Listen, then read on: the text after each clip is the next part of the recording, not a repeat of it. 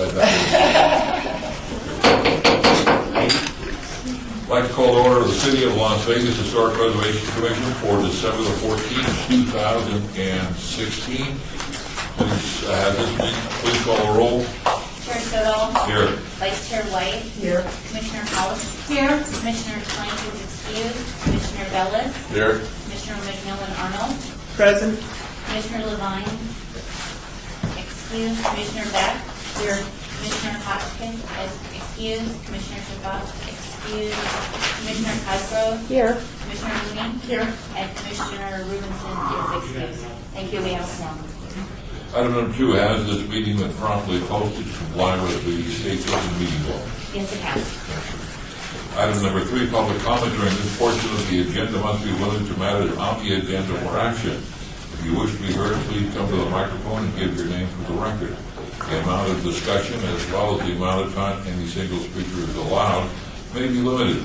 The public is also welcome to make any comments as each item is being heard by the board, and we will do that before any vote is taken on an action item. Would anybody like to be heard at this point from the general public? I'd like to make a public comment that all those people are invited to come eat the food, because we look really rude sitting here. So step up and help yourselves. That's an action item. That's an order. Thank you. Item number 4, for possible action, approve the final minutes by reference to a regular meeting of September the 28th, 2016. Look for a motion. So I have a comment. Do we have a second? I'll second. Open for discussion. Under number 13, where it says, Chair Stoldahl pointed out that a building from 1912 was recently torn down in the community. I felt that it should say what building in here, because if I can't remember, no one's going to know in the future. I think it's the Northern Club Hotel. Northern Hotel Club, one of the other. Northern Hotel. Oh. That's all. All right, that was actually mentioned. Great. Any further comment? General public? Hearing none, all those in favor say aye. Aye. Those opposed? Motion carries unanimously with the chair voting in favor. Item number 5. In advance of that, I'd like to declare that I'm a volunteer board member on the National Museum of Organized Crime and Law Enforcement. It's not a paid position, and I have not had to abstain from voting in the past on this issue, just for the record. Item number 5 is HBC 67904, discussion possible action regarding an application for a certificate of appropriateness to construct a loading ramp at the rear of the National Museum of Organized Crime and Law Enforcement, also known as the Bomb Museum, and formerly the U.S. Post Office and Courthouse built in 1933. Discussion of the interior revisions and construction of an outdoor terrace at the east facade located at 300 Stewart Avenue. Courtney? The Historic Preservation Officer has reviewed the proposed loading dock and finds that the proposed work is compatible with the recognized distinctive character of the former historic building and recommends approval. And Robert Chattel is here today to present the application for certificate of appropriateness. Great. Will you join our food? Yeah. It's okay. Thank you, Courtney. Actually, I'd like to introduce Jonathan Ullman, the Executive Director of the museum, to just say a few words about the proposed project. Thank you, Robert. So, hello, everyone. I'm Jonathan Ullman, the Executive Director and CEO of the Bomb Museum. There's a lot I could say about the museum, and I don't want to take too much of your time. But I am very pleased to be able to report that we're coming up on our 5th anniversary, so that will be in February. We've now had 3 consecutive years of double-digit attendance growth. The museum is performing very well, and by several different measures. attendance, financially, in terms of the guest feedback and the way in which we are continuing to expand our educational programs, both inside as well as outside of the building with our educational outreach. We're very fortunate to be in the situation that we're in. With that success comes some challenges. We expect to end this year, 2016, with well more than 350,000 visitors, 1,000 people a day on average, roughly, coming through the museum. You're familiar with the building. It's a tight space. There are changes that we are proposing to make and planning to make in concert with the city, given that the city continues to own and oversee ultimately what happens to this building, and through all of the various levels of historic review, the HPC, the State Historic Preservation Office, the National Park Service, to make certain that the changes that we are intending to make inside and outside the building are appropriate. We would not be here but for the fact that this is a historic property, and we were entrusted, and we take very seriously our mission to continue to tell the story of this historic building and to use it for the cultural purposes as intended under the deed covenants through which this building was passed to the city. We need to make modifications that address some of the shortcomings in the guest experience. So we know that there are not enough places for people to sit. It's one of the #1 complaints we get. We don't have food and beverage amenities. It's a very challenging space to program and to provide for special events, getting equipment in and out of that facility. So there are some very pragmatic reasons why we're proposing these changes, but also from an overall experience standpoint, 5 years in the lifetime of the museum, exhibits start to tire, and you need to reinvest and refresh. So we are eagerly going into the next phase of our development in the hopes that this will continue to be a thriving enterprise. I want to recognize that we have with us Lance Kirk, who's with LGA, our architect of record for the experience development within the museum. There's no one here. It's really not a presentation that pertains to them so much, but I am excited to say that we're bringing back many of the original team members. So Gallagher and Associates, the exhibit designers that did the first museum project, are coming back. Sam Tolman, who was very much involved in the initial planning, continues to be a good friend of the museum and a reviewer of our plans. And of course, Robert Chattel, the historic preservation consultant that led us through all of the various levels of historic review to get the museum done the first time, is back with us to help us at this stage. So Robert will take us through it, and I'm happy to, yes. John, maybe it's better for Robert or Courtney. The process of changing, not the architectural process, but the approval process, if you just sort of bullet point that at some point, either at the end or at this point, we're one of the steps, but I assume that there are other steps as well before you can finally start. Sure. Happy to start there. Thank you. So I'm Robert Chattel. I'm the historic preservation consultant, and we've been working with the Mom Museum team and the designers in particular. The exterior of the building is certainly something that falls within your purview. The interior, certainly to a lesser degree. There are two other review processes. The federal government has a covenant on the building when the deed transferred to the city of Las Vegas in 2002. It requires that projects involving the building be reviewed by the National Park Service. That review, really starting about now, because our work won't start construction until sometime next year, is after the close of the federal tax credit review 5-year period. So after February 15th, 2017, we need not go back to the Washington reviewers at the National Park Service. We had a very successful tax credit, which was, I think, helpful in the success of the museum thus far. So we will be submitting for review to the National Park Service in the regional office in Seattle.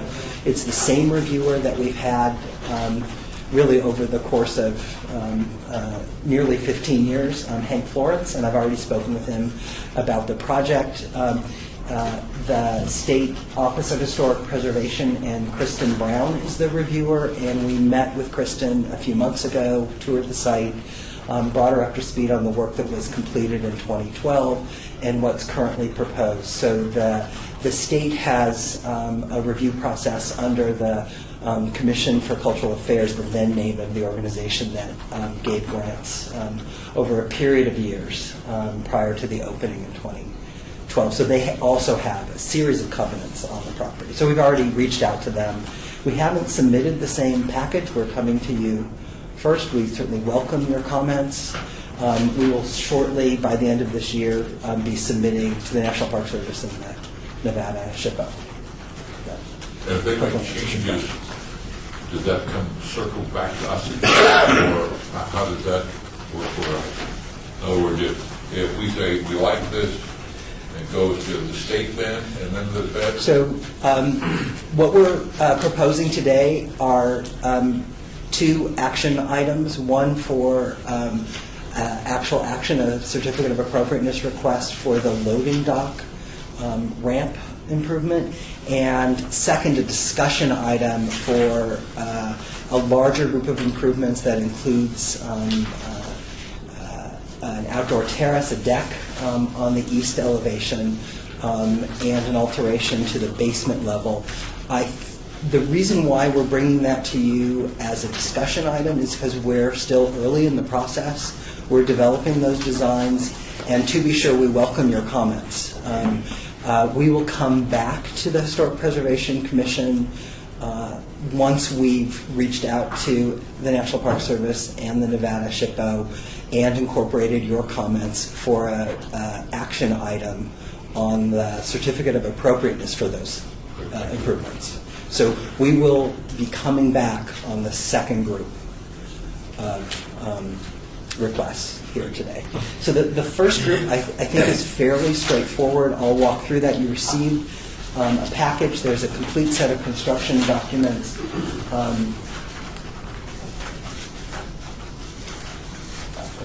So that involves the area at the northwest corner of the building. The green area is showing the existing contemporary loading dock constructed in 2012, and the orange, a new ramp that's proposed.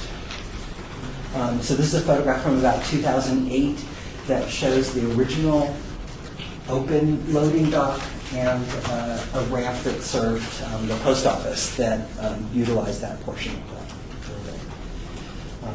A contemporary photograph showing that existing contemporary loading dock, and what's proposed in this rendering is a ramp that would allow goods to be transferred from trucks that can't use the loading dock lift itself.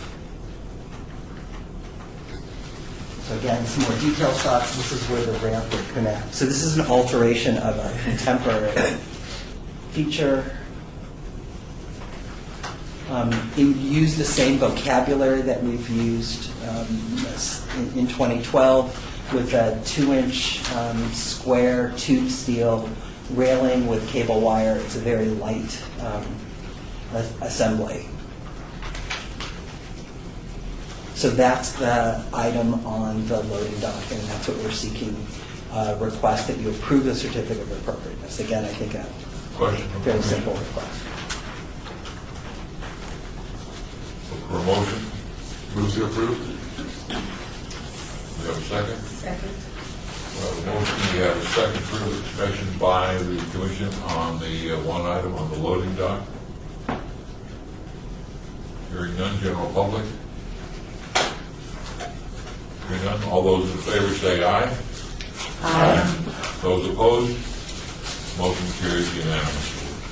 So thank you. So I certainly welcome any of your thoughts on the next group of drawings. These are in progress. I believe that what we'll be showing is from the design development set. This is a view of the northeast corner of the building. I just mentioned that we used a vocabulary of steel tube and cable rail railings, and that's the vocabulary that would be used on a proposed deck, an outdoor terrace. But I do want to address what Jonathan first said about some of the remapping. I'll use Sujit's term from earlier today, remapping some of the exhibits, just so that you know that there will be some changes on the interior of the building. I think two of which have the potential to affect some significant spaces. So I want to point those out in particular. Again, the state and federal reviewers will look closely at that, and I think that the proposed changes are reasonable. At the first floor, for those of you who are familiar with the museum, on the interior there's a retail space in the former postmaster's series of offices on the east elevation. Some of that would be remapped, refitted for some food service operations, and that's why that terrace is proposed for the east elevation. At the north portion, that infilled loading dock, which was work that was done in 2012, there's some changes proposed there. That's currently a somewhat open gallery space, and it will be somewhat subdivided into smaller exhibit areas. At the basement, most of this dark purple area is the offices of the organization. The offices, I think, will shrink dramatically on site. And this is proposed, again, to expand exhibit areas. There's not currently any exhibits in the basement.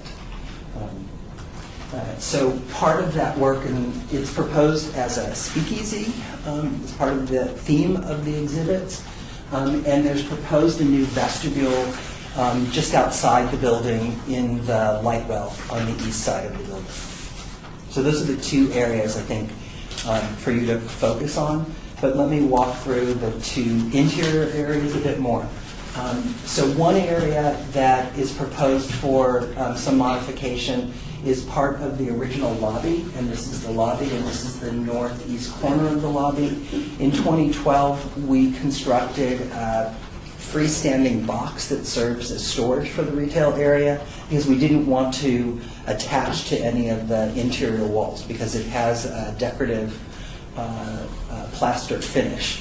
And that was, I think, a great solution at that time.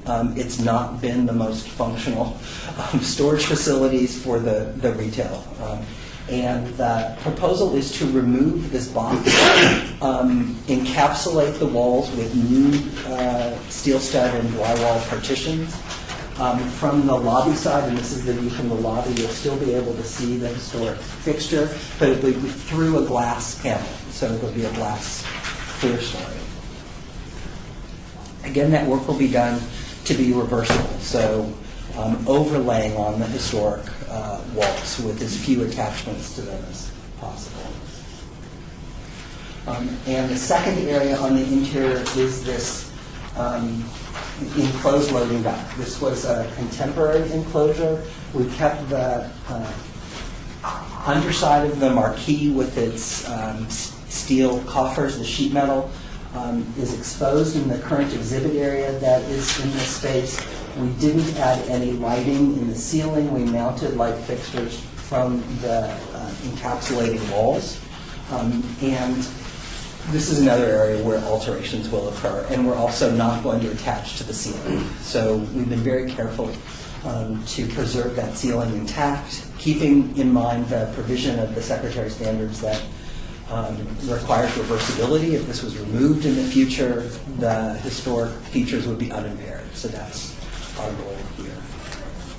So now the deck, the outdoor terrace. So the proposal is to remove one of the windows and remove a sill, which is clad in terracotta, to provide access to the deck. We would also be removing the historic pipe rail, which sits on top of a retaining wall. There's a light well that serves the basement windows. So this is that light well looking generally south. In 2012, amongst the things we did, we created a new staircase to the light well from grade, and we removed some of the retaining walls. We also created a new door in an original window location. So this shows the progress of the work, again, completed in 2012. The proposal is to move this door to the second bay south of this northernmost bay and relocate the original historic window here to this location to create that vestibule that I showed on the plan. So the deck, about 800 square feet, more or less. It would have a new stair going to grade, and the stair going down to the basement would still occur. This is showing the new door where a window would be removed. This is the demolition drawing showing in dashed lines what would be removed. And then with the rail, we've not done any renderings. When we come back to you with a more complete set of drawings for certificate of appropriateness, we'll provide some greater graphic drawings showing what it will really look and feel like, but we wanted to at least start here with what we have today. So again, a very light and open rail, and I'll show you at the end. I know you received the package of this presentation. At the end is an inspiration image of a deck that is the sort of deck that we expect to achieve here. So without the deck being shown, this is a sort of combination section and elevation. We would create a new double door in place of a window with a rather high sill so that at night when light is coming through, this would read as solid, just like the terracotta, the existing sills, so that the pattern would remain very much the same. This is the contemporary door currently in this location. We would swap these out. And that's really to create a level landing on both sides of this door. We need more space to create that door at the base of the stairs. We don't know just yet how that vestibule will be enclosed. If it has solid walls, if they're more like fencing, the details of that aren't fully fleshed out.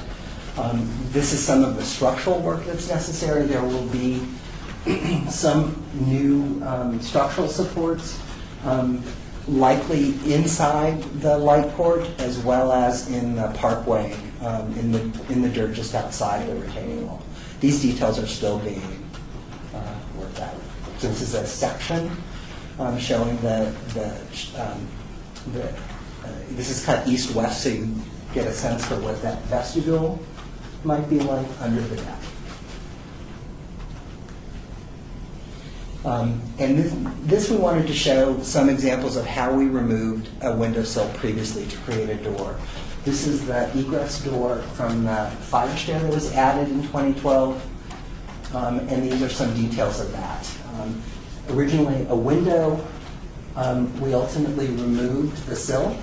You can see this in progress here, and we custom fabricated new terracotta block to infill that area. So that's the approach we would use on that new door on the east elevation.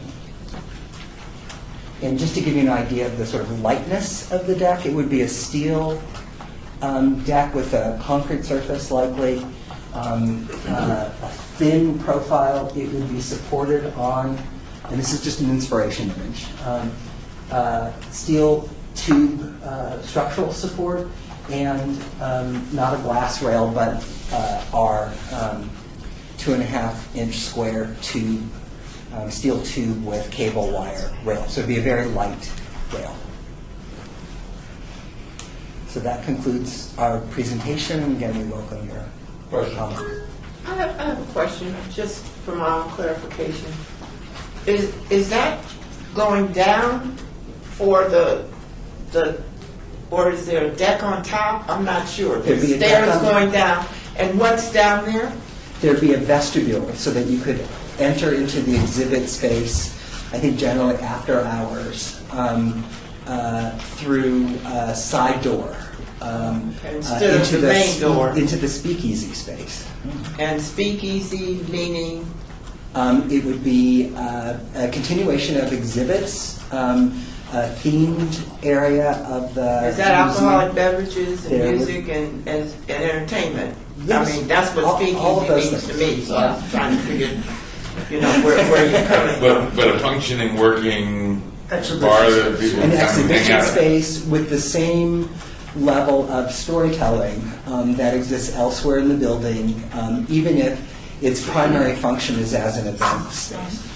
And this would be used daily, nightly? Daily. But what we're trying to allow for is a separate entry point. So one of the... I just find it strange to speakeasy in a museum. I'm trying to, so maybe I need to reclassify with mob museum, quote unquote, museum and speakeasy. That's one thing, but I'm sure I'll get past it. This is going to be in what is now the basement or the office area. Yes. The basement area. And so. It's a very, I would like to, Excuse me, Chair, could I have people announce themselves? for this the is record? Jonathan Allman. Thank you. This, as Robert's describing, there's absolutely going to be a food and beverage element to what goes on down there, but it is designed to be an exhibition space, and which ties thematically and educationally to the rest of the museum. Just as a reference point, I would encourage, if you are interested, go to prohibitionhistory.org, which is a site associated with that we developed at the Mom Museum that connects that story. So we're doing a digital exhibition on this right now. We're looking forward to having the physical manifestation in a couple of years from now. Will that space be leased out for others? We could have private events in there, but it would also be included in a base ticket to the museum. So I would add that this area of the basement doesn't contain any substantial historic building fabric. In fact, nothing was left of this space in 2012.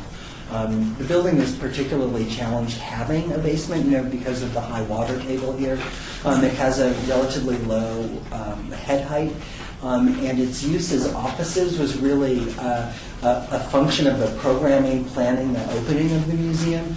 Interestingly enough, since we go way back, we prepared the feasibility study for the museum back in 2004. And in 2004, we envisioned having a cafe. We thought that was a really important part of the museum experience. And I'll add to something of what Jonathan has said. Not having a cafe has been a challenge. It's a pretty intense, content-rich museum, and the inability to sit quietly and not, kind of want to keep moving through the museum has been a challenge for them. And this is now the opportunity to address that programmatic need to have, some rest areas and places where you could get at water. And that's all in the basement, the speakeasy is. The Yes. rest of the other areas are going to be on the first level. So, Jonathan Allman again. One other thing that I just want to clarify. There is an existing door in that corner and stairwell. Right now, it's just fire egress. So we want it to be functional as an entry and exit point.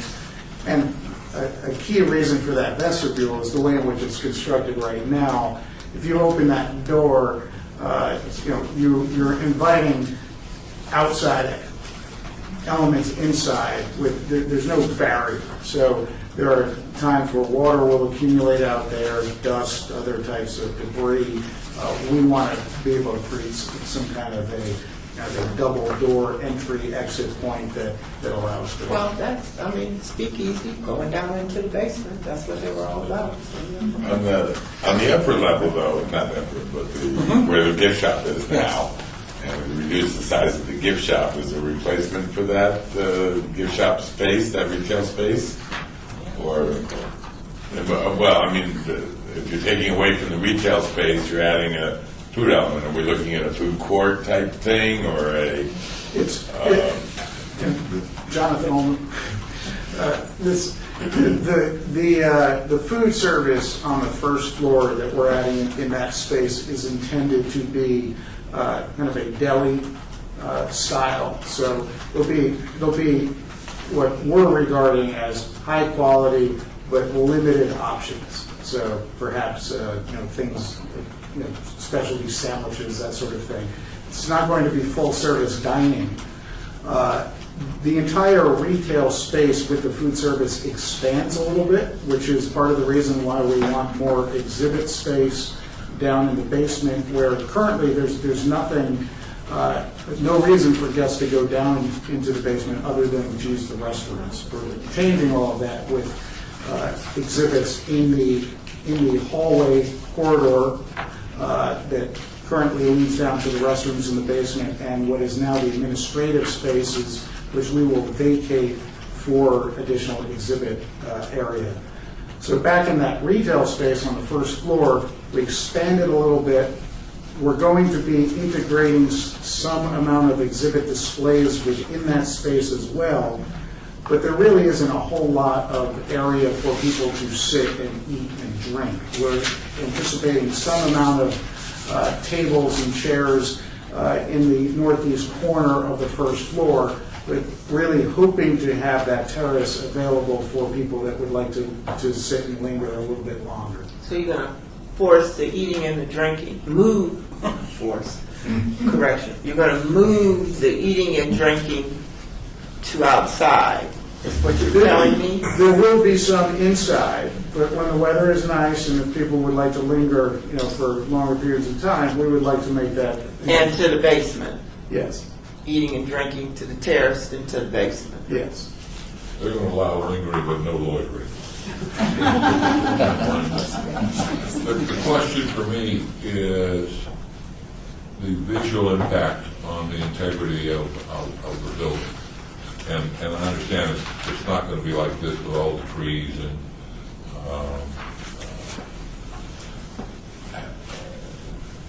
the biggest thing still is that darn walkway that cuts across 3rd Street that just really damages the visual impact. That said, when you're heading west on Stewart, you're going to see this.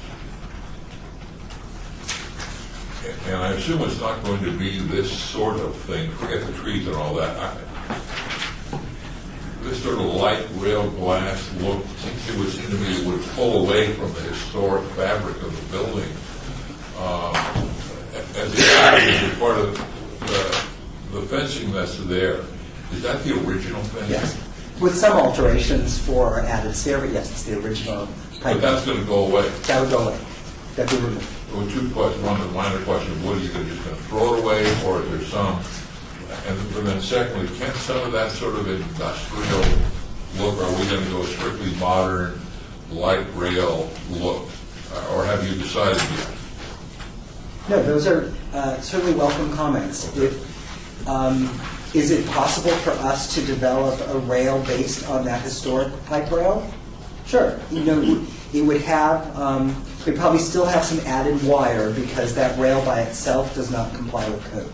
But that's certainly something that we could look at as an option to base our new rail on the historic rail that's present in that same area.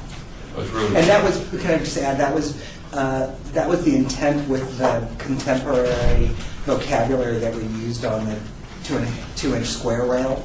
But we could be more true to the historic form here on the added deck. I just think it's something that doesn't just completely go away, not to have to mimic or replicate, but just so it doesn't fit. Not that you would do that.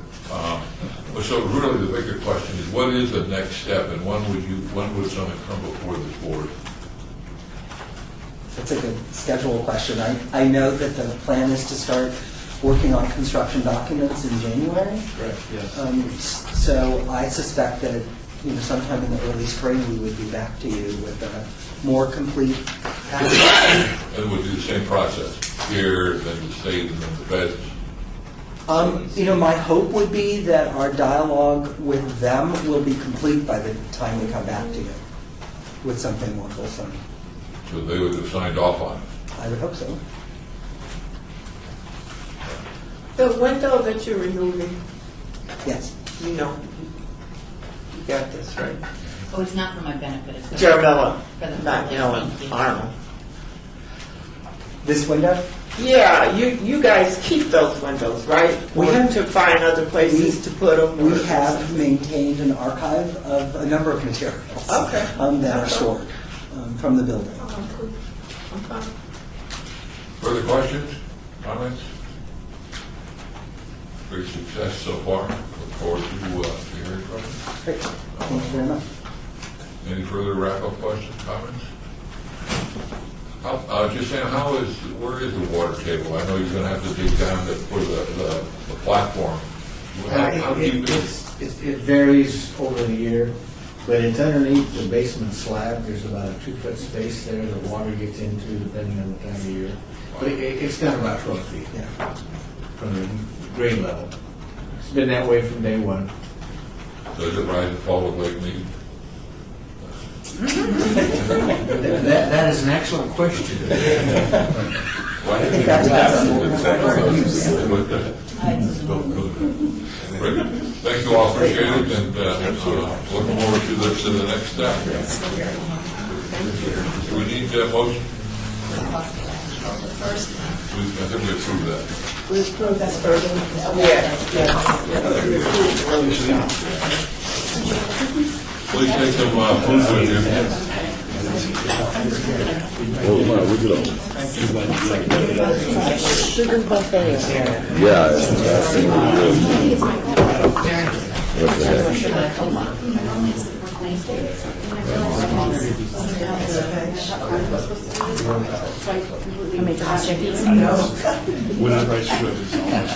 I always get the best seat. Wait for Jack to.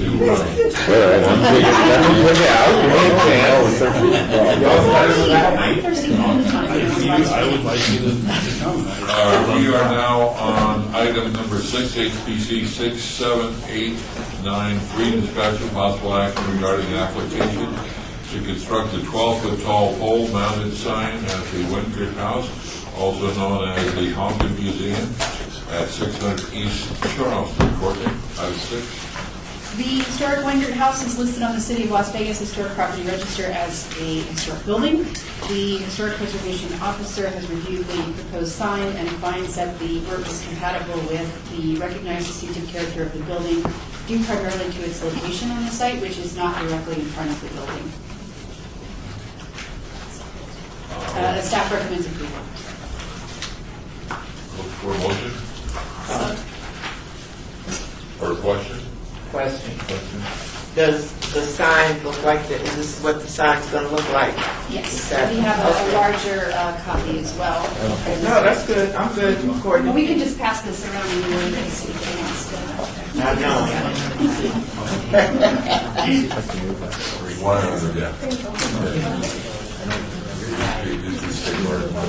And Jeff Engelhardt is here representing the actual. The first question, is this open to the public? Yes, it is. Good morning, staff and commissioners. I'm Jeff Engelhardt, representing Hellfire Media with regards to the application for signage. I believe that the sign is harmonious to as much as possible with the existing facade. And this property was repurposed and came through this committee to be the museum. Originally, it was the bar, and prior to that, originally, it was the Cyril Wingert's house, founder of Nevada Power. And so I'm going to turn over to the sign persons for any specific technical questions. Is it actually open right now? We have not obtained our certificate of occupancy. We're working on a few loose ends with the city. I was just asking. Sure. There looks like there's some bricks out in front that are like there's some demo going on or something. No, we're not doing any demo. There was some modifications, and we're working with staff to make sure that that is compliant. I guess my question, haunted, is this building supposed to be haunted? And if so, by whom?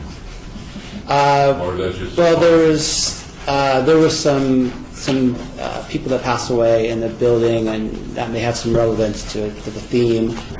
There was one of Cyril Wingert's children passed away there, and there's been people have said that there's sightings in the front window over the years. This was the home of the Nevada Bar Association for a number of years. I apologize for my ignorance, but Zach Pagan, Zach Bagans, yes. Bagans, Ghost Adventures. does he have a collection, or is there? Yes, he has assembled a large collection over the some 100 episodes that he's conducted. I mean, Dracula's Castle. He has a uniform from the Tower of London. Some taxidermy items. Turn of the century dental equipment. All kinds of items. And some of the items included in the museum perhaps those items have some mystique or potentially could be perceived as haunted. For example, we have the original vehicle of Dr. Kevorkian in the museum. So it's definitely kind of some of the items in there are a little scary in and of themselves. There's also items for historical interest as well, beyond... The building itself, is there anything there that celebrates or explains beyond the haunted element to it? It is the Winger House, a famous historic family in Las Vegas. Sure. Yes. That guests would see. Sure. I worked with Heidi Swank for the Nevada Preservation Society, and she assisted me coming through this body. And could you please rephrase that question one more time? Is there something in a guest coming in that when it opens? Yes. That would acknowledge the historic Las Vegas history of the building? Yes, sir. We have a bronze plaque on a pedestal or a podium right at the main entrance. Talking about the Winger family? Correctly, yes. It has. I'm happy to forward not the dialogue, but rather the information included on that. It's fairly comprehensive. It talks about the origin and its use and everything. Any other questions that don't have to do with directly with the sign? So when do you anticipate opening and what's going to be the admission charge? I have to ask management. I don't know. I know there will be guided tours. I don't know the admission charge, but we hope to open by next month. So are there going to be local ghosts? Yes, mostly local ghosts, possibly some out of town. No, I'm good. I just have this is a sign again. But I heard that you guys were trying to work with the Mason Temple or whatever. Yes. For parking because you guys are concerned about overflow of parking. Yes, we were. When you guys originally came to us, you were like saying that the parking was totally adequate. How much parking you guys are like? Right. So we, due to the city saying that the basement downstairs, which is only about 300 square feet, and despite having a very low ceiling, they consider that usable area. Although we have no plans for exhibits or to let anyone go in that area, so we were overparked by 1.4 spaces due to that inclusion of that area, and we got a variance, and we also talked with the Masons in case we have overflow or anything about using part of their parking lot because they have an extra acre of parking, and when the Bar Association had a previous agreement with them, and so we've had a meeting with them, and they're open to leasing us extra space should it become necessary. Further questions from the commission? Do you have food? We don't have any food or anything at this point, but we would be, maybe someday we'll be able to have a coffee shop or something in conjunction. A lot of the neighbors have expressed interest in that. And the gentleman wanted to talk about the sign? Yes. Yeah, my name is Frank Goodreal. I work for Heartland Signs. So, any questions you guys might have for me regarding the signage? I couldn't think, is the sign lit in some way? It's external. It's lit from the outside. We've got goose lighting that shines up on it, so external. And try to match the colors, matching with the building, kind of keep it. It's a metal, I presume? Yeah, aluminum. Yep. Pole cover, so you won't see the pole. So there'll be a aluminum pole cover. I almost asked you, how tall is it? 12 foot overall. It didn't ask you that. It almost came out of Well, I'm going to give you that information anyway. 12 foot overall. I'll look for it. Further questions? Comments? If not, staff recommends approval for a motion. So moved. Do we have a second? Second. We have a second? I apologize, I made that motion. I did. Thank you. Bob? Further discussion? General public? Hearing none, all those in favor say aye. Aye. Those opposed? Motion carries unanimously. Good luck. Thank you, have a good afternoon.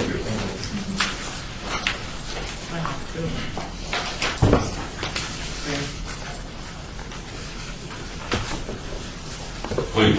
I'm going to take one of these to go. No, go for it. Not sure how to attack it. It's kind of a little slimy. There's a plate there too, if you want Oh. to take a little, There we go. you know. Thanks. There's no height limit. All right. Thank you so much. That's right. Item number 7, HPC 67906, discussion of possible action regarding the Historic Preservation Commission's Centennial Legacy budget. Courtney.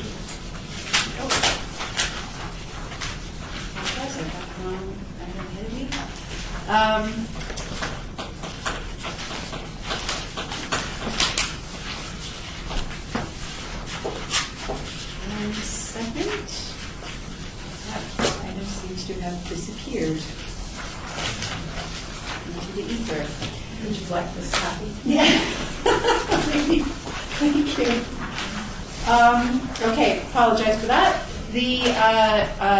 For the First Amendment to the amended and restated memorandum of understanding between the Commission for the Las Vegas Centennial and the City of Las Vegas, the HPC Centennial Legacy budget must be submitted in conjunction with the annual budget for the Department of Planning for City Council approval. So we usually take it to the Commission this time each year to approve the budget prior to submittal. Staff recommends approval of the budget. Questions? I have a question. Please. I always have a question. Has our budget always been 25,000? Because I kind of remember vaguely in the back of my head someplace we were talking about budget and trying to increase our budget or something. I vaguely remember that conversation. Now I know I'm getting old, so I might, be fantasizing, but I vaguely remember that conversation. You're referring specifically to the small grants item?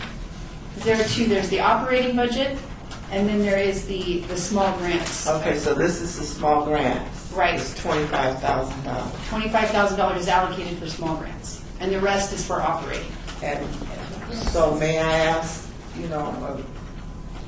what is the total budget? Do you have an idea? The total that we have left is, let me I see. think how much is our annual budget before we spend any of it? Well, it's not, the commission doesn't have an annual renewal of the funds. The funds need to be spent, and then we go back before the Centennial Commission and request additional funds. So right now, the total amount is $85,941 in operating and $25,000 in small grants. Okay, so we did, I think we did get that. Okay, that's what I was wondering, we did get that. Thank you. We can always go back to the Centennial. No, but I think we got Specifically. an increase at one time, from what I remember.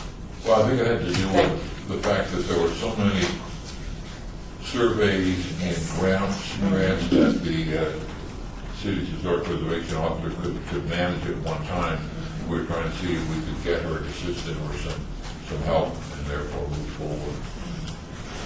So far, we've only encumbered $100 of the 25.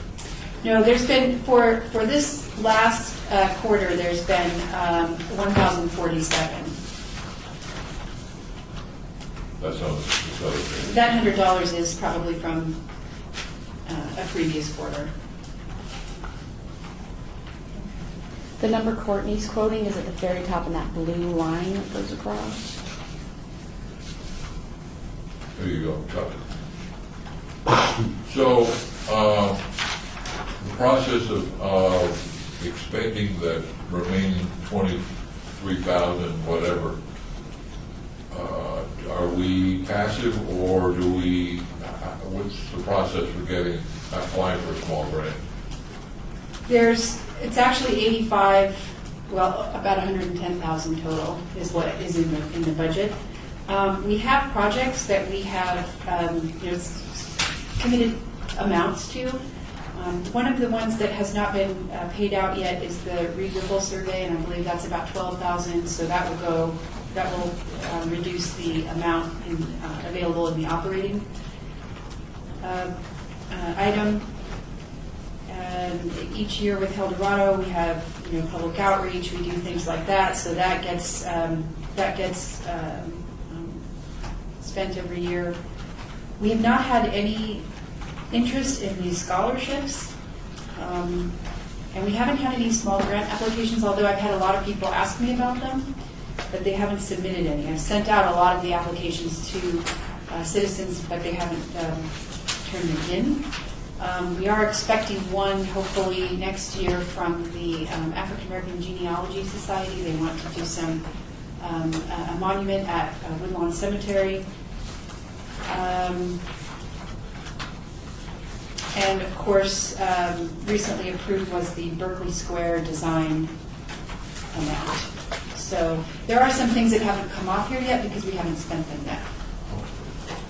So we are on item 7, which is approval of this budget. The question, where do we stand on the mid-century motor course, 30,000? We had a couple of projects that sort of came forward in the queue. Reed Whipple was one of them, and when Reed Whipple is finished, then we can start on the mid-century motor course one. So it just kind of got reprioritized with the Reed Whipple. Where's Reed Whipple on this? It is under, there is an item that allows funding for nominations. So it's not specifically listed on here because it wasn't approved when this budget was prepared as a specific sort of, project that the commission wanted to spend funds on. But it's under state and national historic resource nominations to the city, state, or national register of historic places, which is that top item. Okay, and how much we? It's about it's 11,000 something, so it's close to 12. And I guess I'm trying to get to a bottom line of this budget is how much money potentially is still out there, and we don't have a specific time frame in which to expend this. No. So would you say we have roughly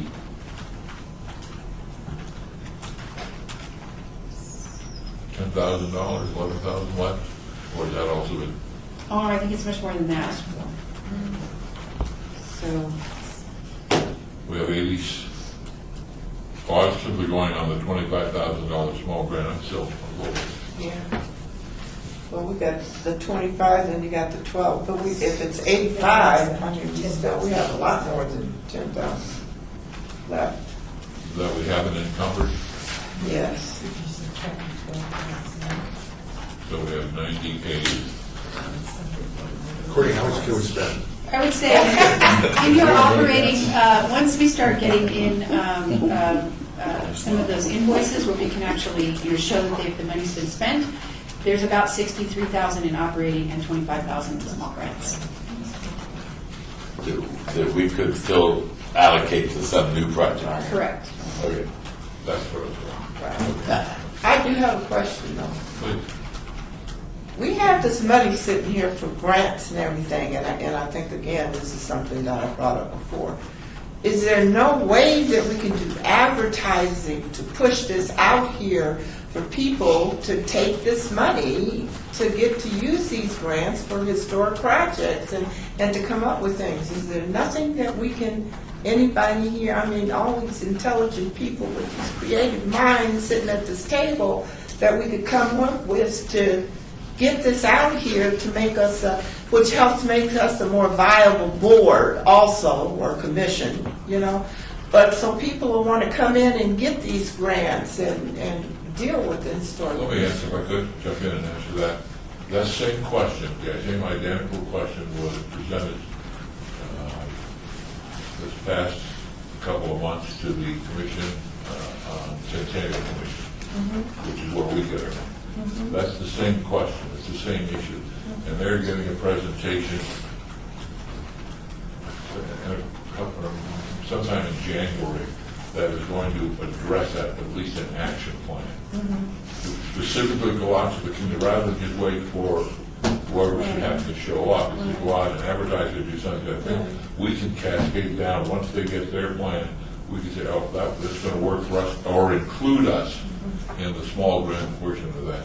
Because I even noticed, like at UNLV, and then you have the community college, but even that, you have the high schools. I mean, if we could, there has to be some young people that are interested in architects or artists or something who are interested and may be interested in if we could just outreach to them. They're all on social media though, so that's where you can outreach to them. That's the modality.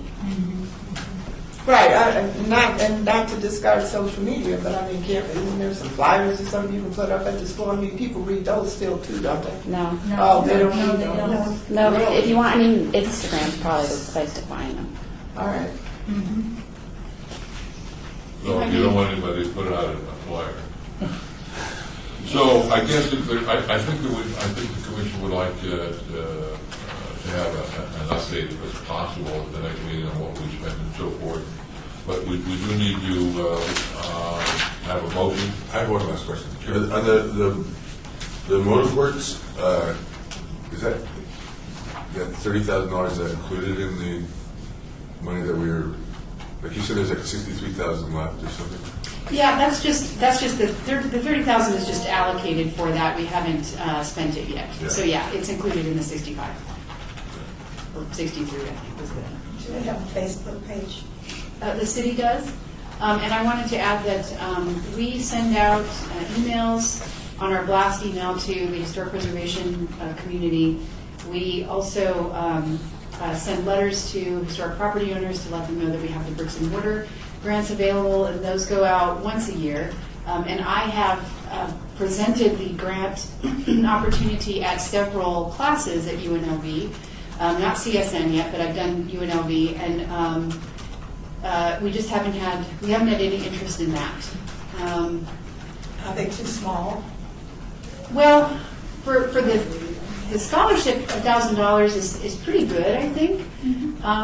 For the bricks and mortar grant, it's a little small, but I think it's like $2,500, and they have to have a match. But then I always refer folks to the Centennial Commission. They have a much larger budget, so if they want to do something bigger, they can go there. So there are other opportunities for them. But we do get the word out. I think also during the Historic Preservation Month, we do Facebook and more social media than throughout the year. So we could probably. Is there not a person at each campus, UNLV or the college or something about it, that handles? The foundation, usually the foundations do. Yeah. So I wonder whether or not we should send them a note saying this money is available, listed on your. I have a question. Do we still have a newsletter?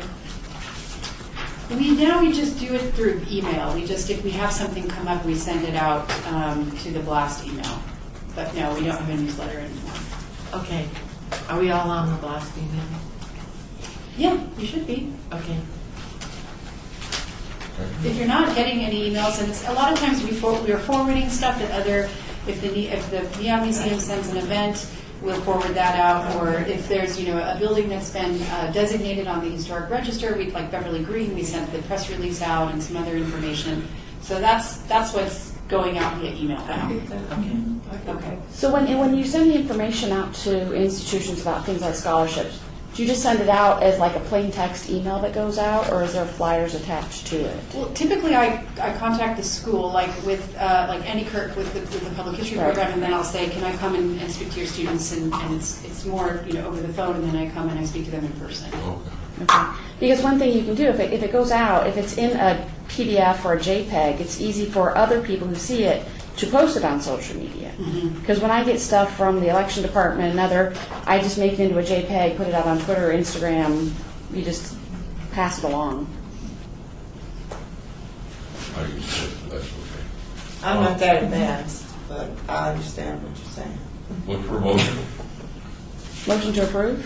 I second. A motion to approve. Further discussion? No members of the general public here. All those in favor say aye. Aye. Those opposed, motion carries unanimously. We are now on item number 8.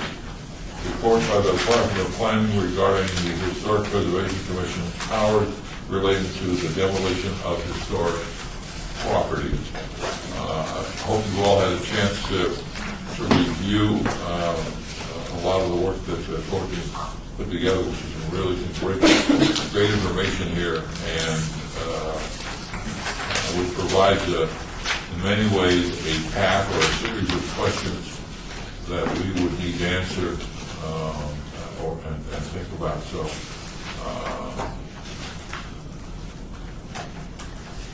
So do we have the personnel? Good. Can we start with question? Do we have the personnel if we wanted to institute this or a version of this? Yes, I just want to make sure I understand. Because I'll probably ask you to answer the question. I want to make sure I understand what this is. So if we, the process that's called, what is the name of it? So before a historic property is gotten rid of, that we're notified, and then there's a process in place that will stop this for a certain number of days, and a survey has to be done to determine what the possibilities are.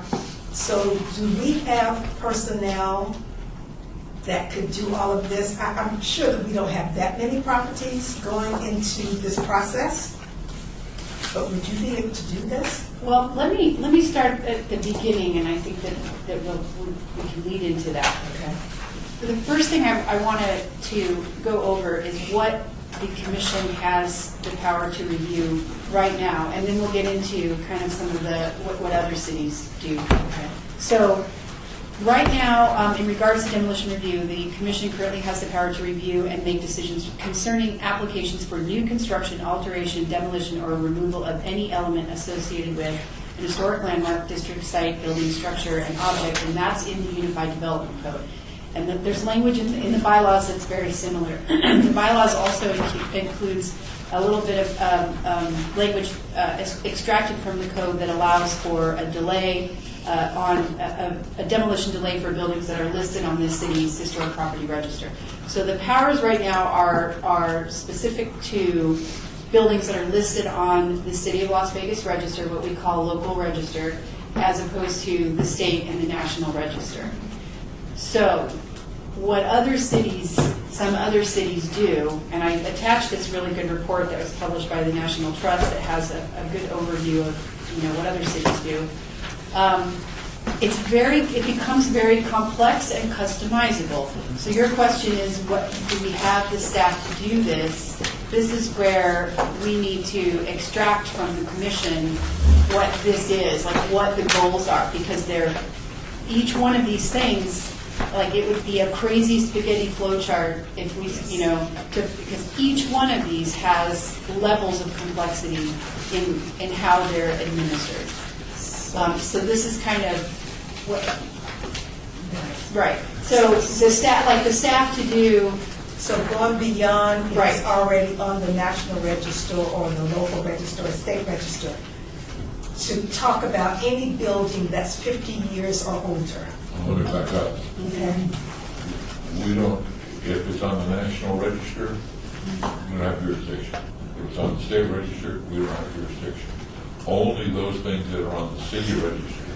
So adding the state register and the national register would change what the existing bylaws are. And the code. And the code.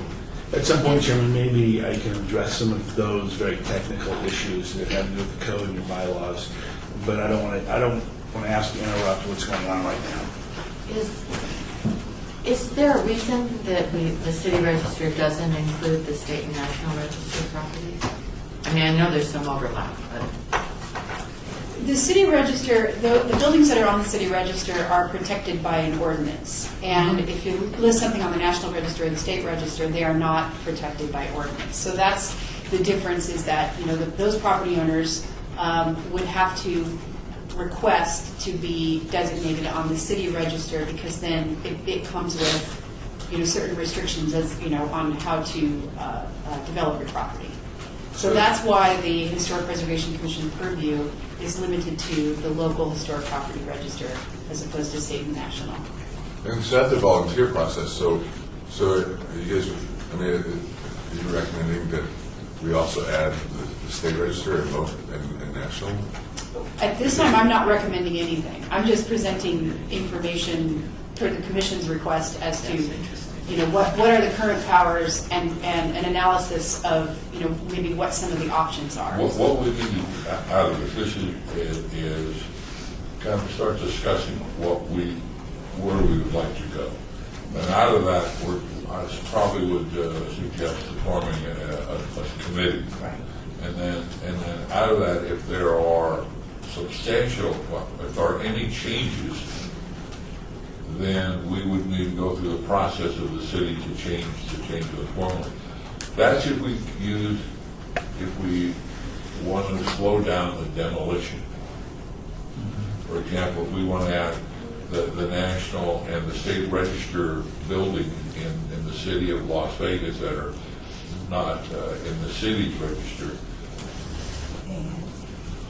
then we would have to again change the nominate or the city code. However, if we simply want to be notified of any building, and then again you have to decide that we want to be notified of any building that is going to be torn down, just notified.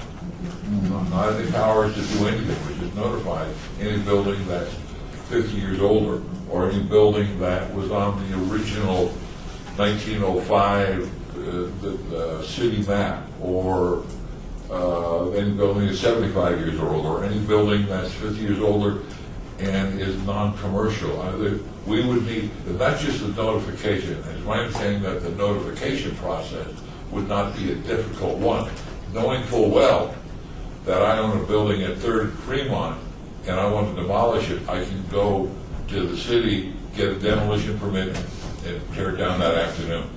Okay. So notification doesn't protect anything, it would just let us know that something was torn down. We could go that simple, or we could go more toward, we want to demolish, we want to slow down the demolish so we can research.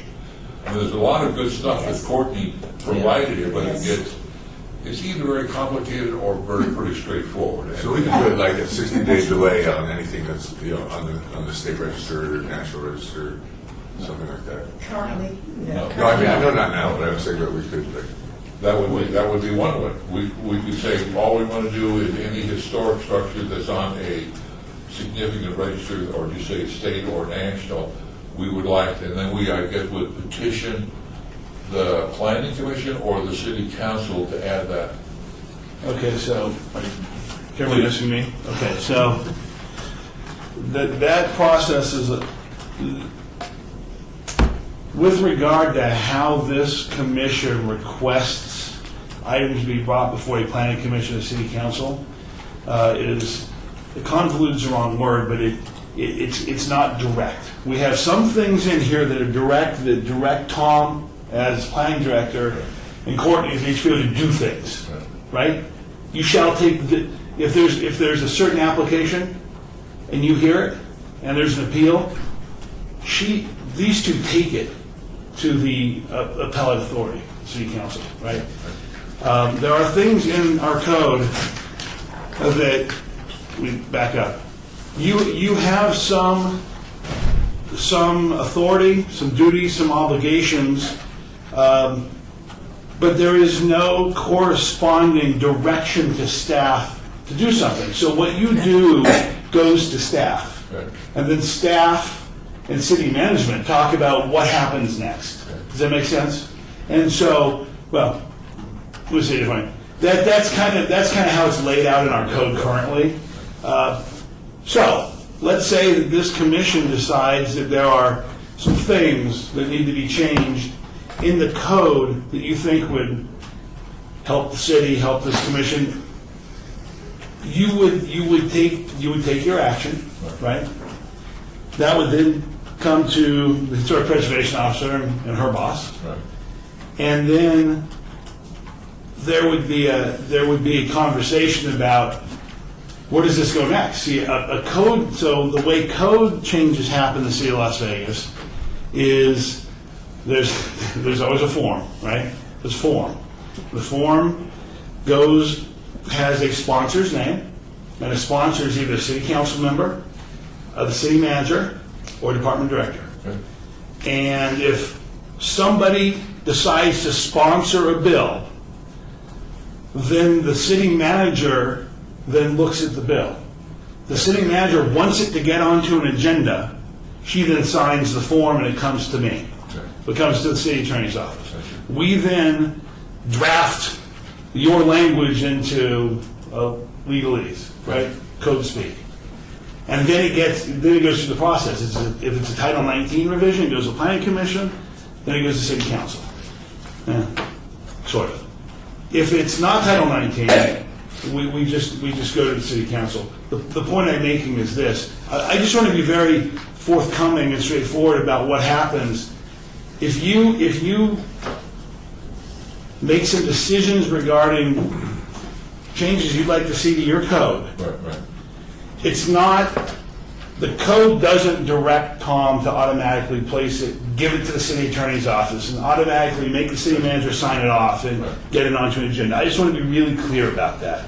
There's another process that happens between the time you take action and the time it gets to the city attorney's office. So for anything review. that we want, it could be blocked by the city manager, because if the city manager doesn't agree with it or feels that it's worth it, then they won't sign it, so it stops right there. Well, let's be clear. It wouldn't be something blocked by you. The city manager has been delegated authority to look at everything that goes before the city council. And that could be a Title 19 change to subdivision mapping, not just, it could be a Title 6 change to business licensing. Everything goes to the city manager Okay, I'm before just it goes saying, on council. I'm speaking right now about what you're saying, our Yes. process. And our process is that if we wanted to change code, where I wasn't even that far yet, but where we wanted to change code, it would have to go through Yes. then to the city manager. Yes. The city manager is the person that has to sign off on it. Correct. If the city manager chooses not to sign off on it, It then doesn't that's go- where it stops. It doesn't go to the planning commission or the city attorney's office, or the city attorney's office or planning commission. I do have a question though.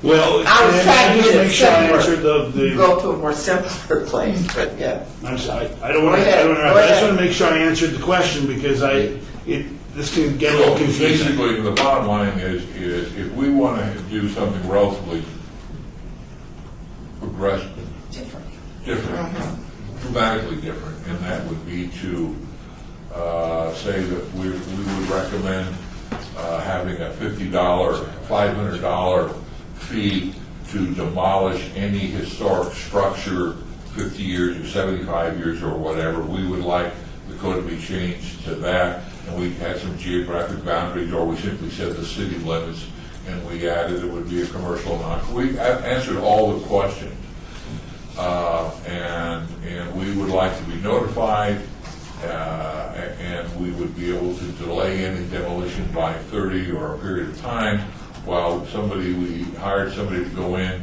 and photograph and check to see if there's any historical elements that could be preserved, or whether we find out that we do the research on that particular building that Abe Lincoln slept there on the first floor and we shouldn't tear it down, or just that we make sure that we have a good history of a sort of a modern archaeological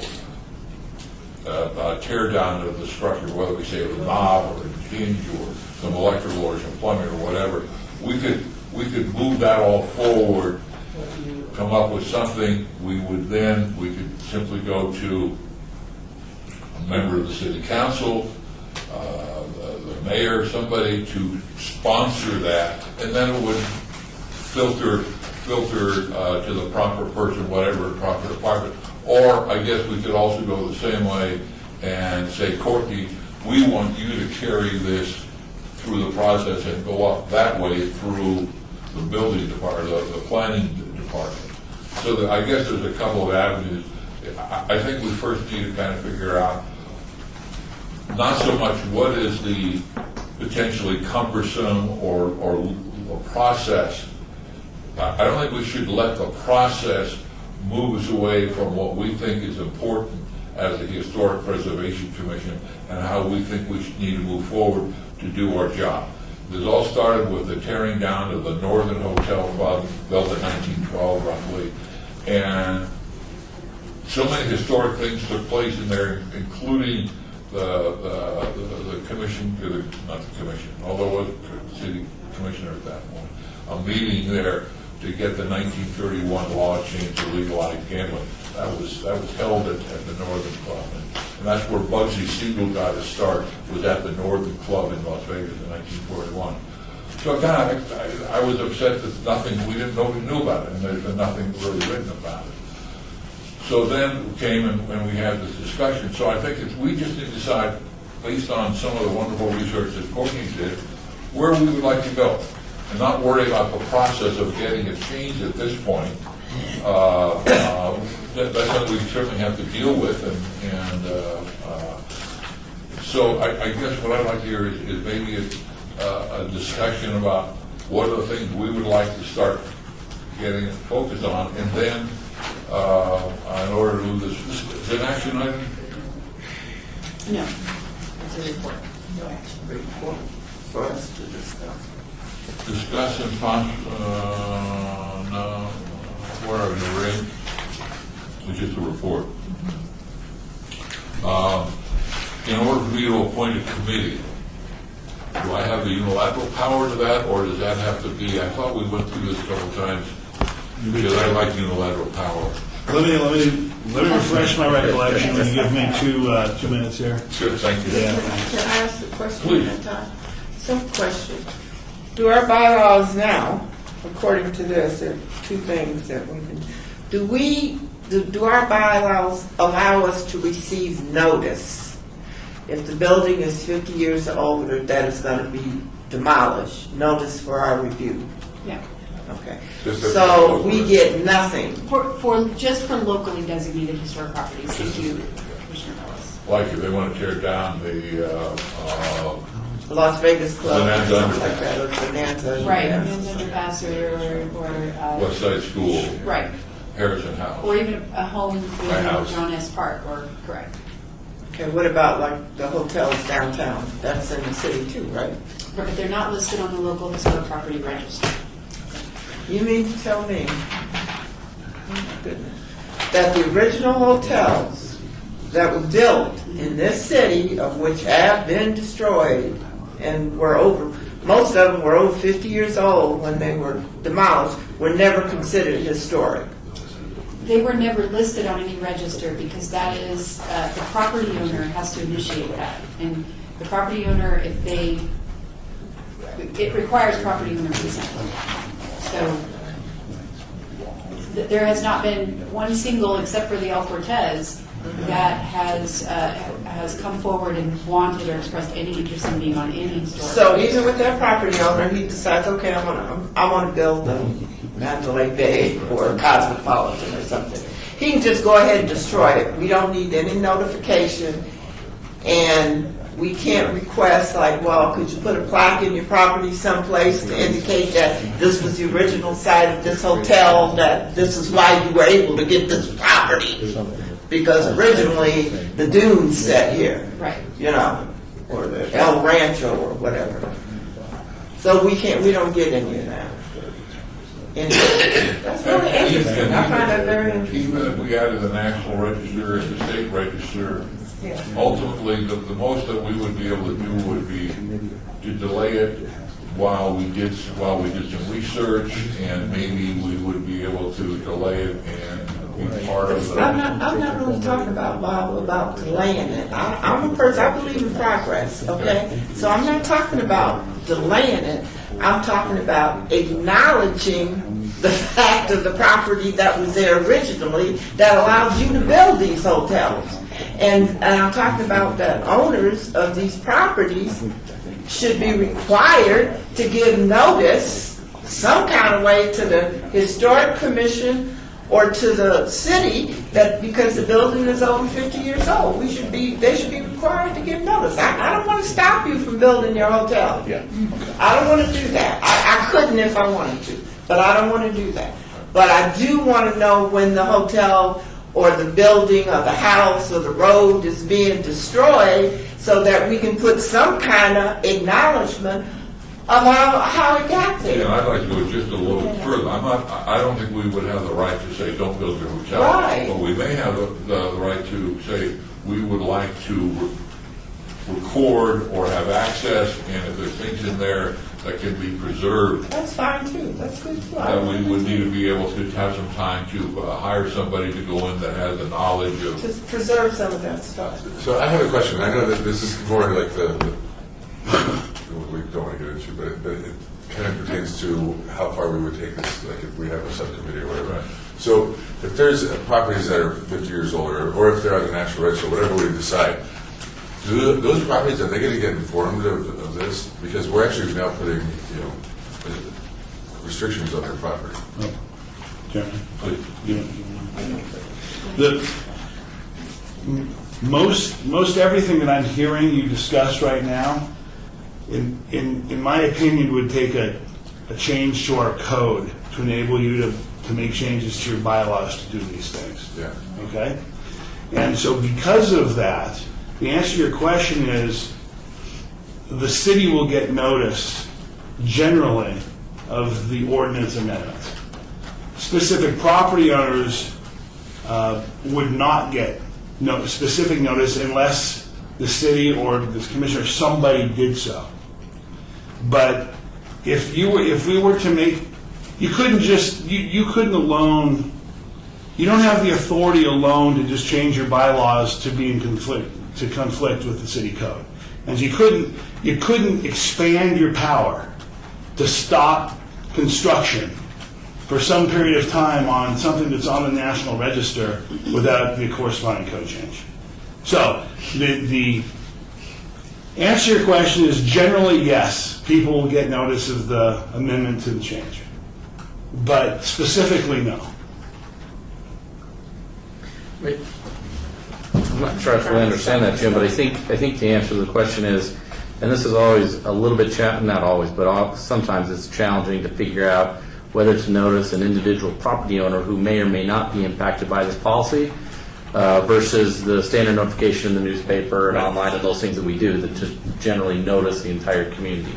So, for example, if something were to move forward that could impact somebody's property that is 50 years old or older, we would look and see how many properties that is. There's probably a lot of houses and a lot of properties. But then the question is, well, what if they're 49 and a half?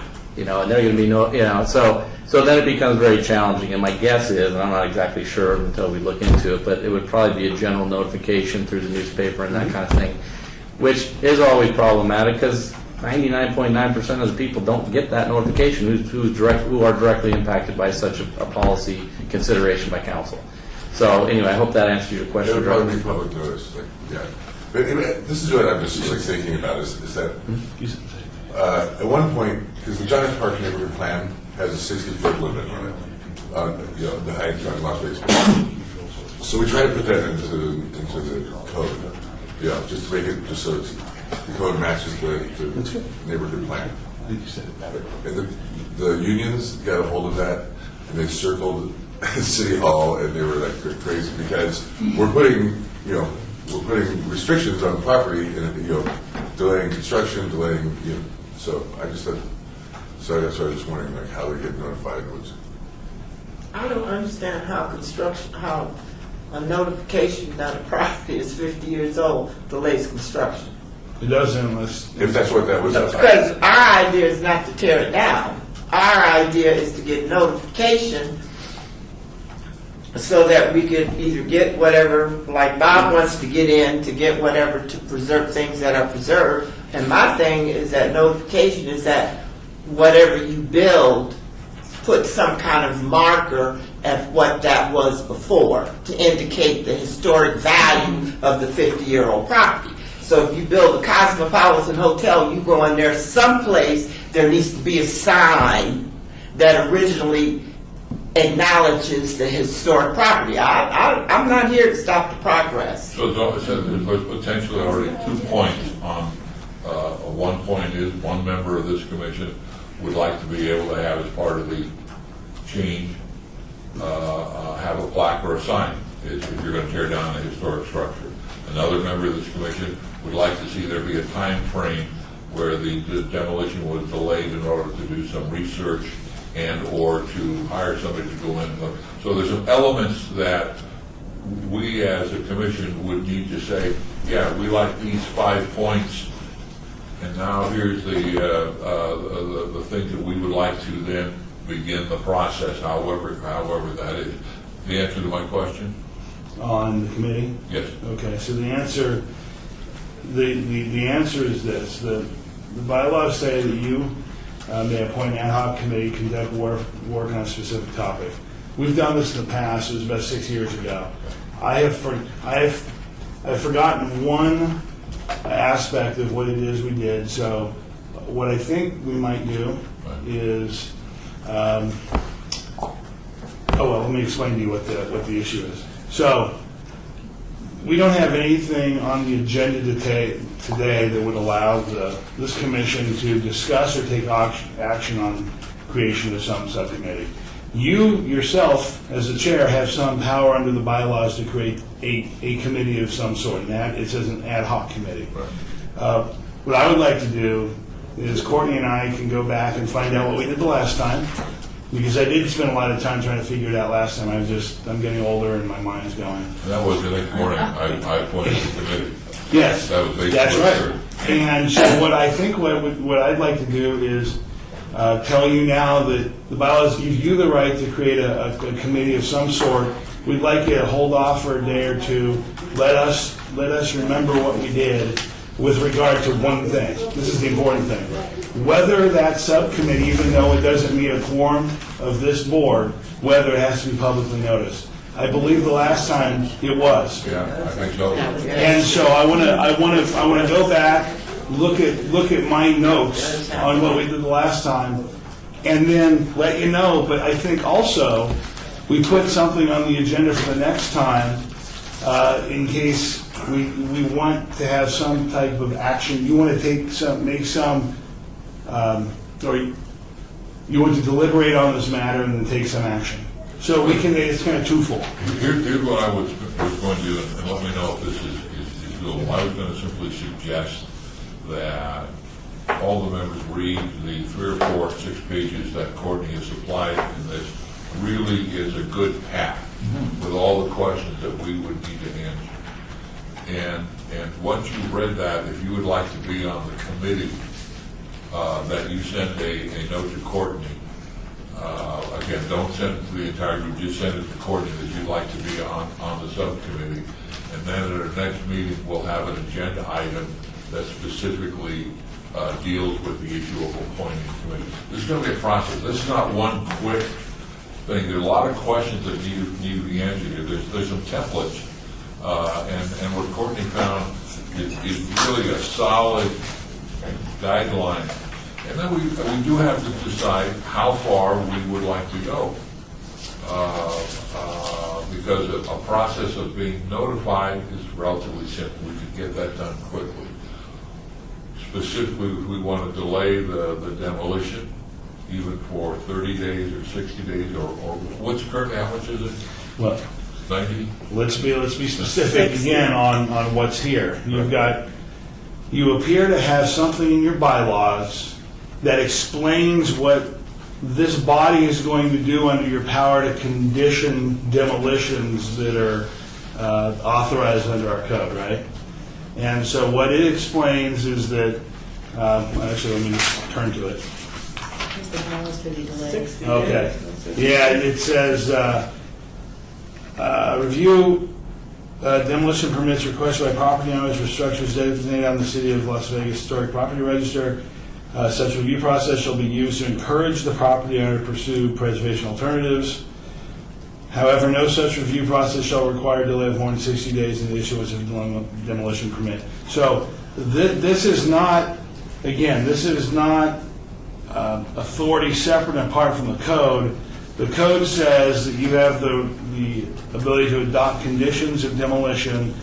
It is, from what I recall and what I remember and just my experience in statutory construction, this appears to me to be the standard condition that this commission decided to use in its bylaws when it comes to these demolition permits when they come through this board for local property registers. It's up to 60 days. There are, when you do form this commission, if there are questions regarding demolition and questions regarding other regulations that this board would like to attach as conditions, there will be some legal analysis necessary pursuant to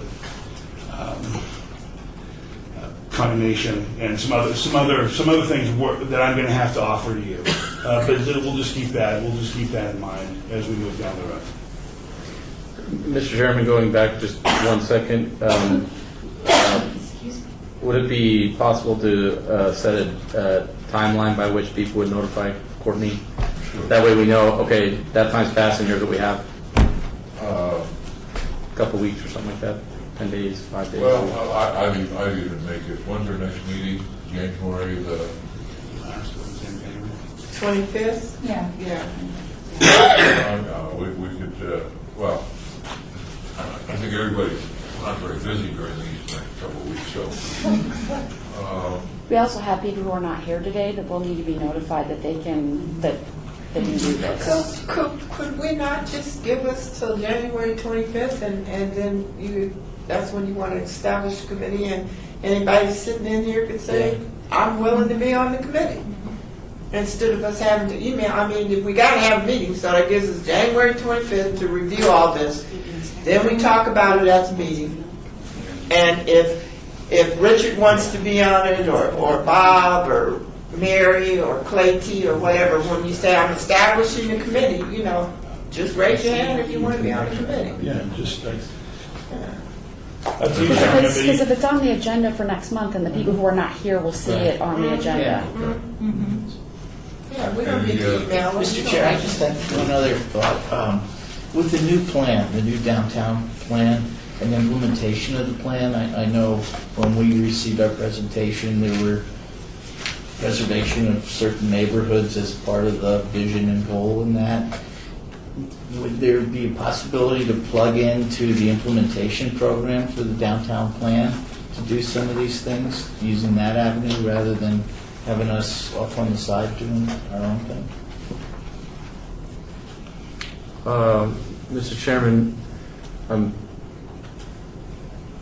that's a good question. I'm not sure how it would fit together because we're just sort of in the beginning stages of this conversation, so it's not. Mr. Summerfield's here, though, and something might come to mind for him to respond.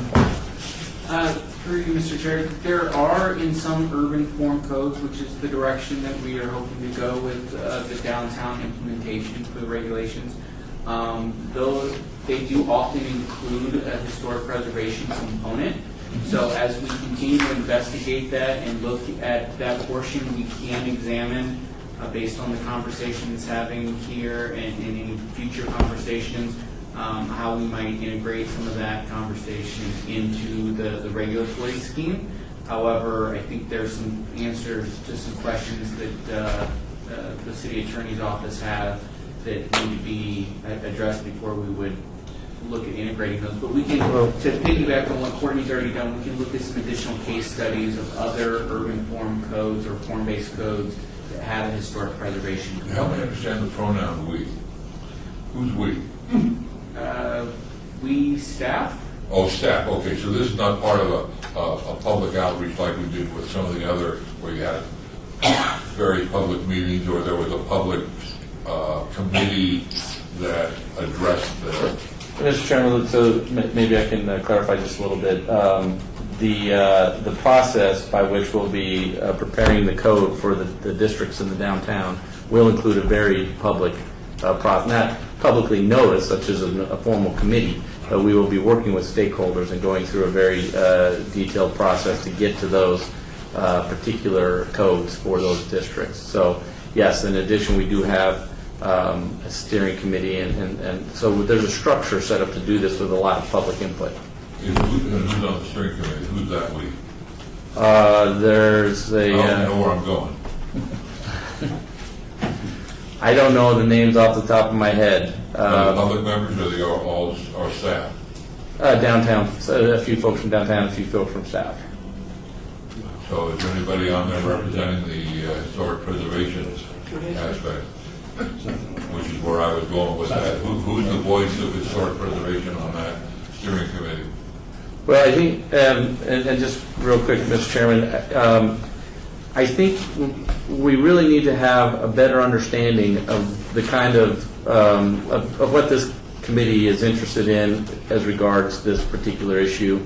Whether or not that got crafted into other codes, it's worthy of consideration, but typically, and maybe Jim can speak to this, I think in terms of implementation and follow through on those code provisions, it's nice to have it in one place.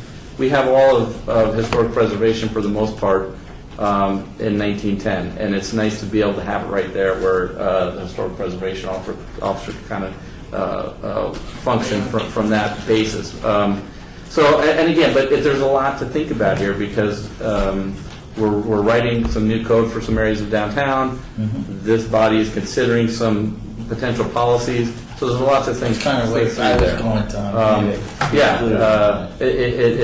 It all fits together in some form or fashion, but how that fits together, I don't know right now. And Tom, if I can say, Chairman, I would just say that it seems to me that if this commission has specific policy proposals, they should come from this board. They should come from this commission.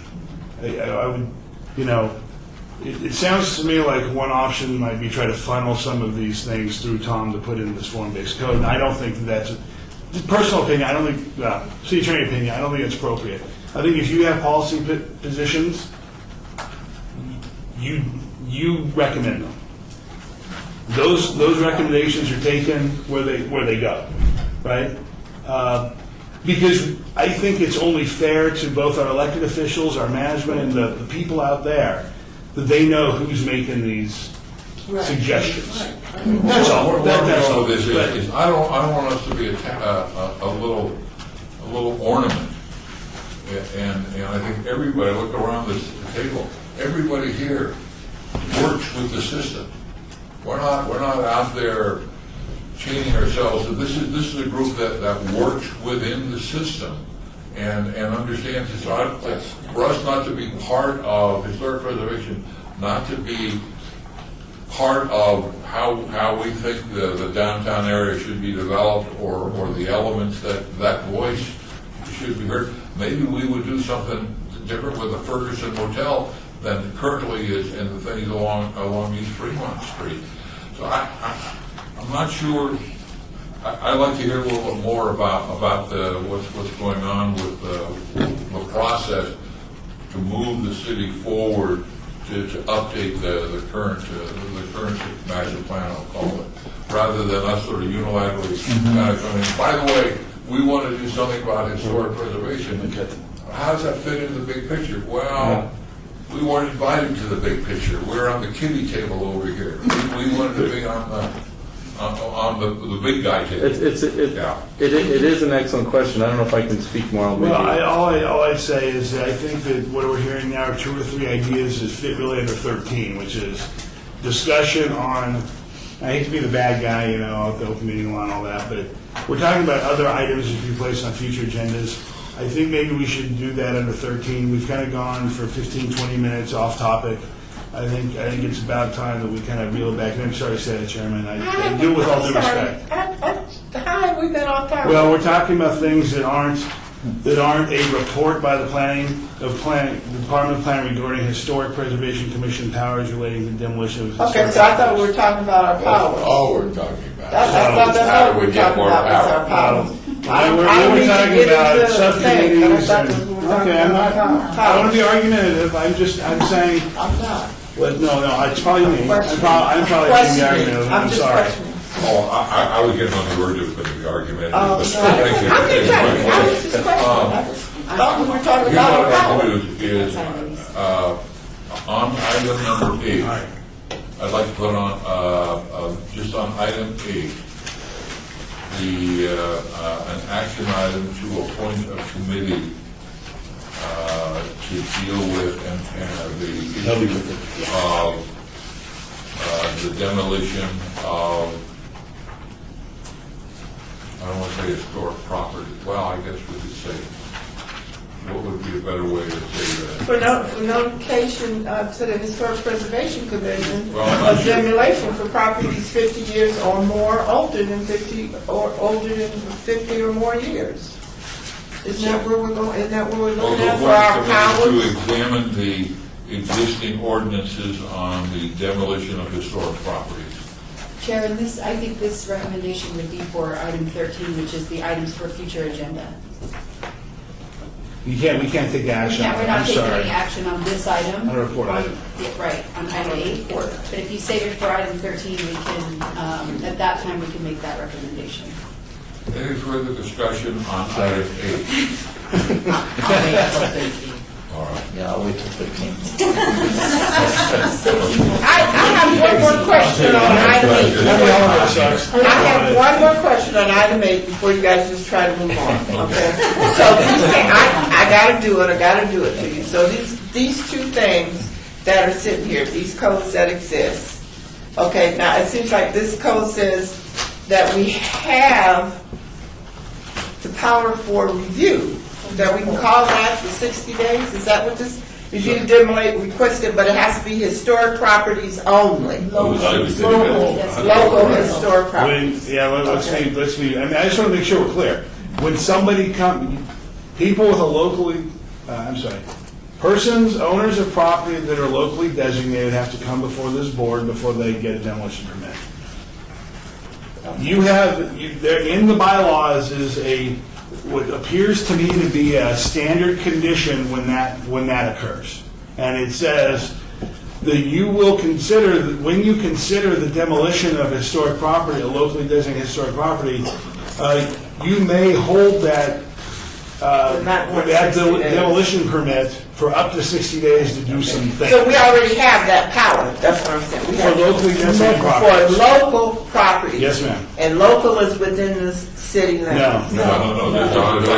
What are the properties? I'll tell you what I'd like to do. That are on the short list historic of properties. It's a very short list. Okay, gotcha. We can move on, gotcha. Okay. I understand. Courtney, would you send out, well, this is an administrative, it's not a vote. Would you send out the current list? I think you sent it out before. They're in each of the commissioner's binders under designated historic properties, and they're listed by local, state, and national designation. You all have your I binders. understand local properties already on the register. Hey, That's why I can you didn't just send that out say again, Courtney? Just send it out in an email. So we need to review that. And then secondly, I know all of you have a copy of the ordinances or of the particular, there's two particular ordinances there. I know you have those, and they're right by your bedside, and you can read them, but just in case you don't book it, could you forward those as well? Item number 9, report by the Department of Planning regarding an administrative approval of HPC 67908, an application to construct a pool in the rear yard of 801 Park for sale. The Historic Preservation Officer administratively approved the application to construct a pool. The FPO found the work to be minor in nature and impact because it will not be viewable from the street due to existing walls, and no additional above-grade structures will be constructed. No action is required. This actually had a pool in it originally. Oh. Is that on the corner? No. It's on the corner, yeah. Okay. It's right across from Great Benton Park. It's kind of, the backyard is actually kind of like a side yard, but it had a pool, and then they filled it up with construction debris, so they could actually put it back. So this was just a report. Any comment on any questions from Courtney? About that? Okay. All right, now we're at item number 10, also reports by the Department of Planning regarding the climate protection map. Are there any questions about any specific projects? I continue to find the map very helpful. Really. Can I say in terms of projects and historical plaques that you want, I wondered if the new Larry Flint Adult Emporium, which is located where Tony Roma's used to be on 6th Street, there's a plaque noting the historical significance of that place. For the explosion? Yeah. Okay. Now it's an adult emporium, where you can buy lingerie and other things. Really? Yeah. Any questions for staff regarding the SCR projects or the SUP projects?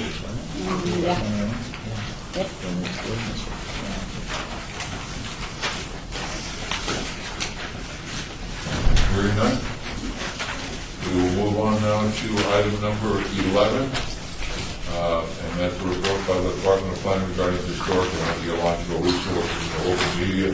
Again, it's always good to read everything and you find some things that you missed. So, Thank you. any questions for the board? Whenever you figure out whether we could get those electronically, always trying to save.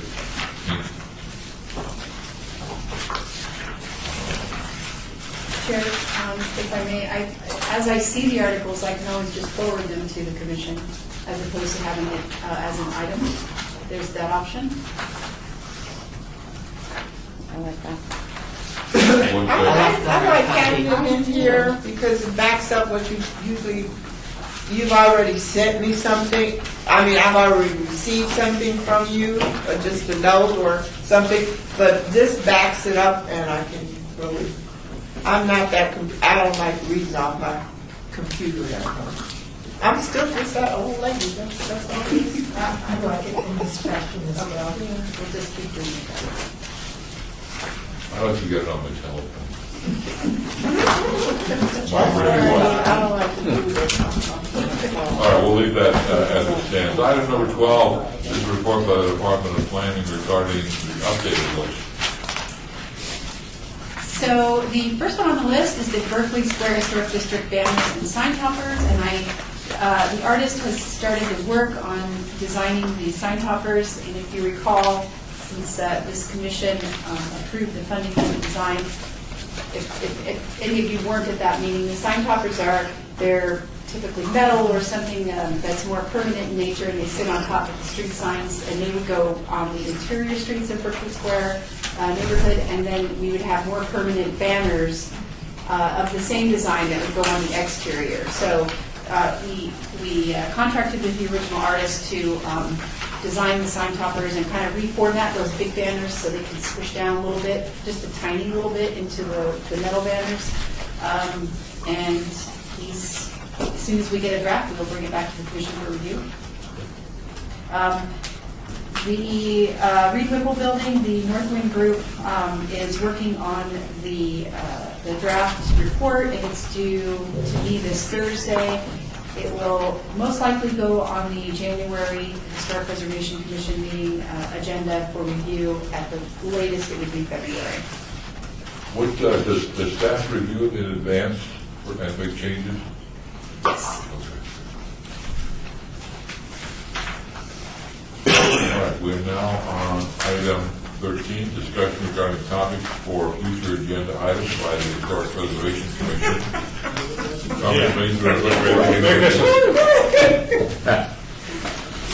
I'll start again. Sorry, sir. Discussion regarding topics for future agenda items by the Historic Preservation Commission.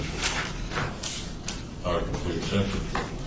Comments made during this portion of the agenda by individual commission members shall refer solely to proposals for future agenda items, and any discussion shall be limited to whether or not any such proposed items are within the purview of the commission, and or whether such proposed items shall be placed on a future agenda. No discussion regarding the substance of the proposed topic shall occur, and no action shall be taken regarding other than putting it on the agenda. So, is there anything we'd like to put on the agenda at our next meeting in January? Yeah, we want to go back to putting Go ahead. on our review, I guess for you to establish an ad hoc committee, the review of these, of what Courtney gave us, I'll work of on the it. code information. Is there anything else that you would like to, anybody else would like to put on the agenda? I wanted to return to the previous discussion you were having about involvement of historic preservation in the redevelopment for downtown. And I think we need to discuss this more. I recently saw a very short documentary piece on what's happened in Nashville, and I don't